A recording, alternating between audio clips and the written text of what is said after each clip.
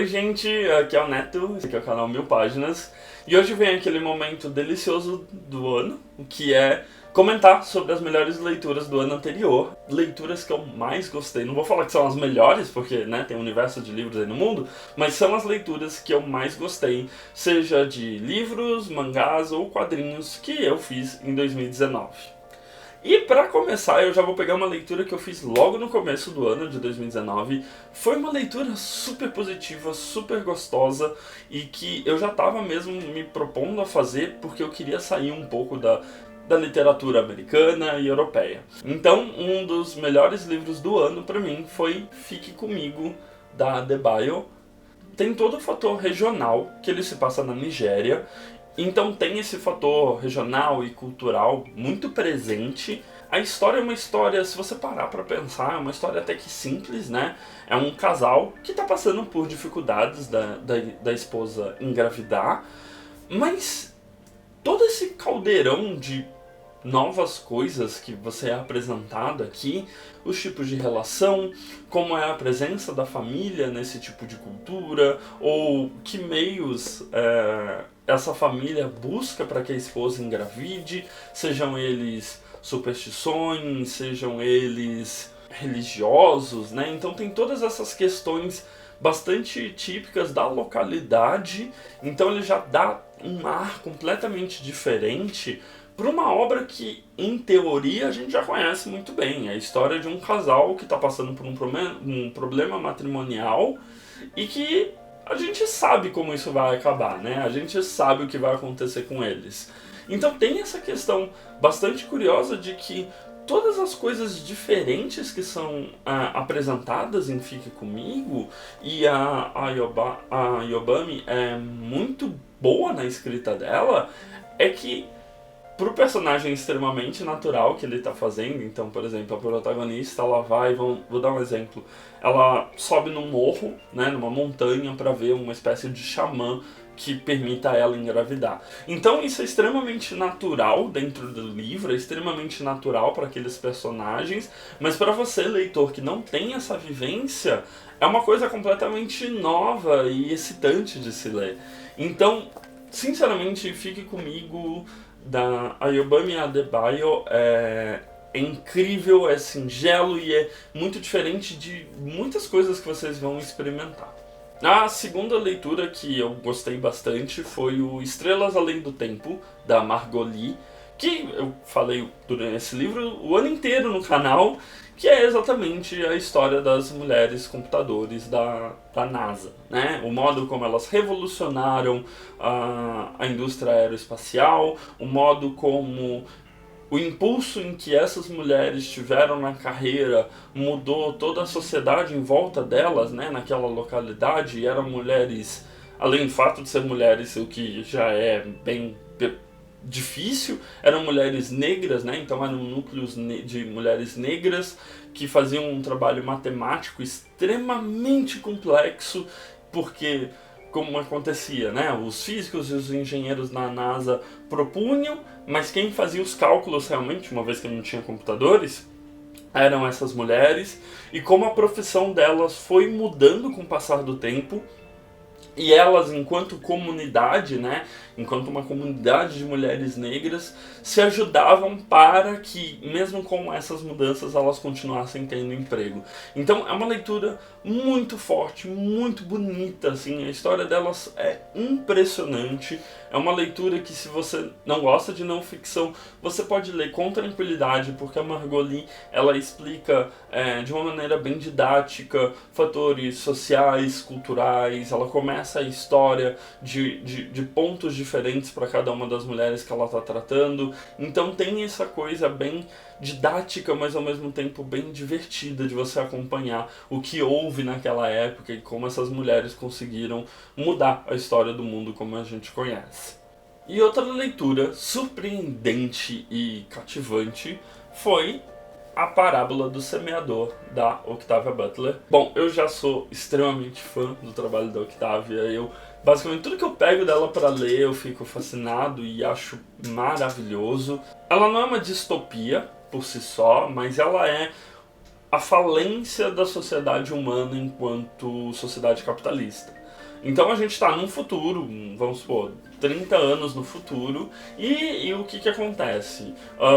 A gente teve crises climáticas, a gente teve quebra de bolsa, a gente teve desvalorização do dinheiro e a gente teve bairros se tornando pequenas fortalezas muradas para impedir que as pessoas pobres entrassem nesses bairros. Então, a gente tem todo um quadrão que, quando você analisa friamente as notícias e tudo mais, você consegue ver isso chegando. Então ela foi bem inteligente em exacerbar essas coisas que a gente vê de desigualdade, de problemas climáticos, e transformar isso numa narrativa forte sobre uma menina que é filha de um pastor que quer sair daquele bairro morado para poder chegar num lugar melhor. Obviamente que tem todos os tropes, né? Então esse bairro morado que ela tá, ele vai em algum momento ruir, né? As pessoas em miséria vão invadir, as pessoas que têm envolvimentos com drogas, que é a única rota de escape nesse mundo, vão invadir aquele lugar e destruir tudo que ela conhece, e ela precisa, de alguma maneira, seguir o caminho dela, sabendo que é isso que tem para ser feito. Então, é um livro muito inteligente, é um livro, uma ficção muito saborosa de se ler, assim. Você fica um pouco bugado da cabeça por conta de tudo que a gente acompanha, lê e assiste. Tem esse fator um tanto quanto pezinho na realidade que torna essa obra simplesmente perfeita, assim, eu não tenho uma falha para falar sobre ela. Agora, além de livros, esse foi um ano que eu li bastante mangá, e foi um ano que a gente teve muito lançamento de mangá. Então, uma das coisas que lançou em 2019, que eu li e que é incrível, e eu paro tudo que eu tô lendo pra poder ler quando sai um novo volume, é o Otakoi, da Fujita, que é simplesmente a coisa mais fofa e que você vai ler de maneira descompromissada, num ritmo extremamente rápido, que não fica enrolando. Conta a história de 4 personagens, né? Então, esses 4 personagens são otakus, e como eles se relacionam entre si, como eles levam esses prazeres, esses passatempos na vida adulta, né? Então, acho que esse é um fator muito curioso, que é como essas pessoas adultas levam seus hobbies. E é sempre gostoso ver os pequenos dramas, os pequenos... Ai, como é que eu vou me portar na empresa, sendo que todo mundo sabe que eu sou um otaku. Tem essas pequenas piadas, assim, maravilhosas e visuais, e o modo como a Fujita consegue colocar coisas realmente dessa comunidade na leitura. Então tem capítulos inteiros que são passados dentro de um RPG online, ou um capítulo inteiro que é passado dentro de uma Comic Con, por exemplo, né? Tipo, então tem essa questão um pouco de você ver um dia a dia que você conhece, né? Que você participa numa história que é exatamente sobre adultos levando o seu hobby adiante. Então, e aqui no Brasil a gente já tá na 5ª edição, no Japão foi lançado até a 8ª, então provavelmente vai ficar um tempo sem conseguir ler. E um que eu não terminei, mas que pra mim foi uma leitura incrível, foi Rosa de Versalhes. E esse mangá é basicamente tudo o que falam sobre ele, realmente. Ele é historicamente muito bom, né? Ele recria a história da Maria Antonieta e da Lady Oscar. Então, ele é historicamente bom porque ele tem um cuidado bem grande em contar uma história coesa dentro dos fatos, sem pular fases e tal. Então ele tem esse fator. É um dos primeiros mangás clássicos, né, que eu li. Então ele não é datado, e acho que isso que é uma das coisas mais curiosas sobre Rosa de Versalhes, é que ele é, se você sentar e ler hoje, ele é agradável, ao mesmo tempo em que ele é exagerado e tem umas coisas muito olhinhos cintilantes e antigo, e não sei, existe um fator muito peculiar em ler Rosa de Versalhes, e uma história que é fascinante. Eu já li 2 volumes, faltam 3, mas eu já tenho todos os volumes aqui em casa porque eu não pude deixar de não comprar, mas é delicioso e é bonito, e é aquela leitura que você faz e você termina querendo ler alguma coisa que seja passada naquele mesmo universo. E esse ano tivemos também o lançamento de Beastars, o queridinho dos furries, que conta a história do Legoshi, que é esse lobo aqui da capa, e eles vivem numa sociedade em que os carnívoros, como é o caso do Legoshi, eles não consomem carne, né? Eles precisam ter sua proteína de alguma outra maneira. Então já tem esse fator de que existe meio que uma cisão entre herbívoros e carnívoros. Os carnívoros eles precisam suprimir os seus instintos porque eles vivem em sociedade.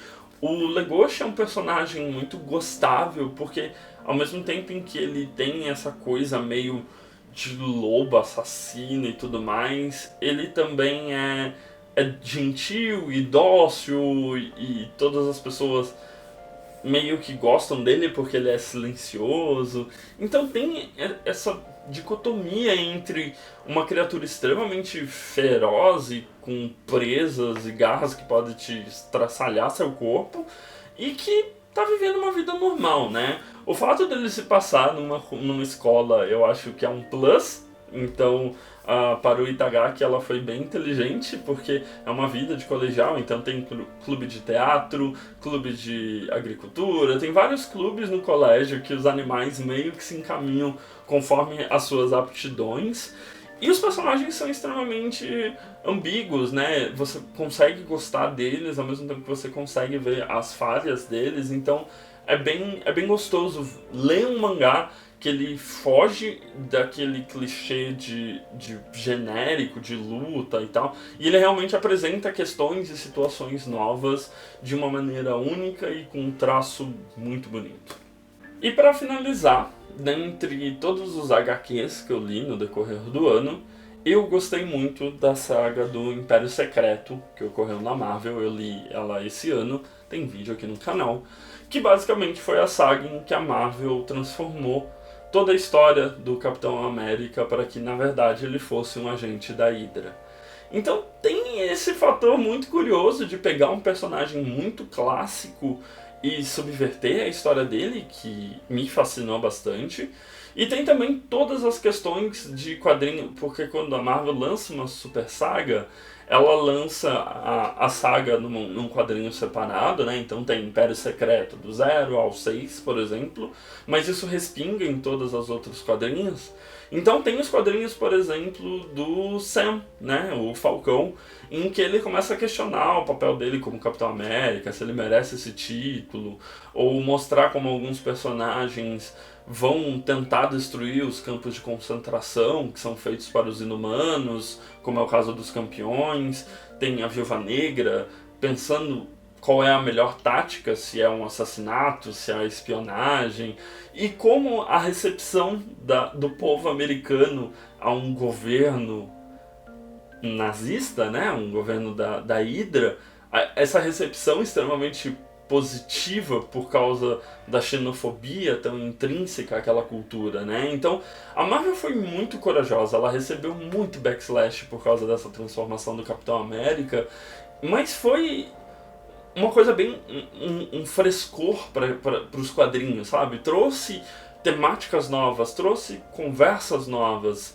Eu acho maravilhoso um quadrinho em específico em que o Capitão América está participando de um programa de entrevistas e no meio da entrevista ele só se irrita muito e manda prender a repórter que estava fazendo perguntas que ele não gostaria de responder e fugiu da pauta que ele tinha mandado para ela. Ou como o Sam, todo começo de quadrinho do Falcão tem o Twitter dele com tweets de pessoas sendo racistas, xenofóbicas, pró-nazi e tudo mais. Então tem muito dessa questão de colocar o dedo na ferida mesmo, então torna ele um quadrinho extremamente interessante de ser lido. E ainda mais acho que é engraçado porque ele foi feito, se eu não me engano, em 2018, então tem uma coisa meio contemporânea nele que torna a leitura agradável ao mesmo tempo que te bota pra pensar sobre muita coisa. Então é isso, gente. Eu vou deixar para os livros o link aqui da Amazon, que você compra e não paga nada mais por isso, mas ajuda o canal. E vou deixar também o link lá da loja do Capitão Onigiri, para se você se interessou pelos mangás, você ir lá na loja dele. Vou deixar o código de desconto aqui do canal. Então aproveite, compre Beastars, compre Rosa de Versalhes, compre o Otakoi, porque são maravilhosos e com desconto é melhor ainda. Não se esquece de dar uma olhada no vídeo recomendado, que fica aqui do meu lado direito, e se inscrever na bolinha aqui do meu lado esquerdo, para continuar acompanhando o que a gente faz aqui no canal agora no decorrer de 2020. De mais a mais é isso, beijo grande, tchau!